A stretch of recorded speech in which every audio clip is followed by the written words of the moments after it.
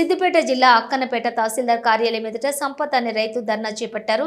ఏళ్ల తరబడి తహసీల్దార్ కార్యాలయం చుట్టూ తిరుగుతున్నా మా భూ సమస్య పరిష్కారం కావడం లేదంటూ ఆందోళన వ్యక్తం చేశారు. గౌరవెల్లి ప్రాజెక్టు నిర్మాణంలో కోల్పోయిన ఎకరం 10 గుంటలకు భూమికి నష్టపరిహారం ఇవ్వలేదని, మిగిలిన భూమి విషయంలో కూడా అధికారులు న్యాయం చేయడం లేదంటూ రైతు సంపత్ ఆవేదన వ్యక్తం చేశాడు. గత ప్రభుత్వం తాను కోల్పోయిన భూమికి నష్టపరిహారం రాకుండా చేసిందని వాపోయాడు. స్థానిక మంత్రి పొన్నం ప్రభాకర్ స్పందించి అధికారులను ఆదేశించిన అధికారులు సమస్యను పరిష్కరించకుండా దాటవేస్తున్నారని వెల్లడించాడు. రెవెన్యూ అధికారులు సర్వే చేసి భూమి తనకు సంబంధించినదేనని నిర్ధారించి నెలలు గడుస్తున్నా సరే సర్వే రిపోర్టు ఉన్నతాధికారులకు పంపించకుండా జాప్యం చేస్తున్నారని ఆవేదన వ్యక్తం చేశాడు.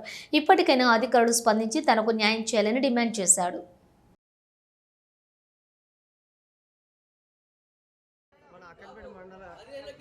తహసీల్దార్ కార్యాలయం రావడం జరిగింది. నాకు గత ప్రభుత్వంలో 2016-17లో ఎంజాయ్మెంట్లో 5 ఎకరాల భూమి 491/8 సర్వే నెంబర్లో భూమి ముంపుకు గురైంది. ఎకరా 10 గుంటల భూమి. దానికి కాను ఆ రోజు ఎంజాయ్మెంట్లో సర్వే కూడా చేశారు.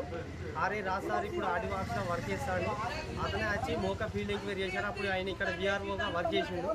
ఆయన వచ్చి ఎంక్వైరీ చేసిన తర్వాత ఎంజాయ్మెంట్లో పేరు వస్తే చెక్ మేమల మీద ఒక 14-15 సంతకాలు కూడా పెట్టాడు. ఆ తర్వాత తిరిగి చెప్పులారికి నేను 2024 డిసెంబర్ 31వ తారీఖు నాడు తిరిగి నాకు నా వల్ల అయితలేదని చెప్పేసి పత్తి డబ్బా తీసుకొని వచ్చి ఇక్కడ ధర్నా చేశాను.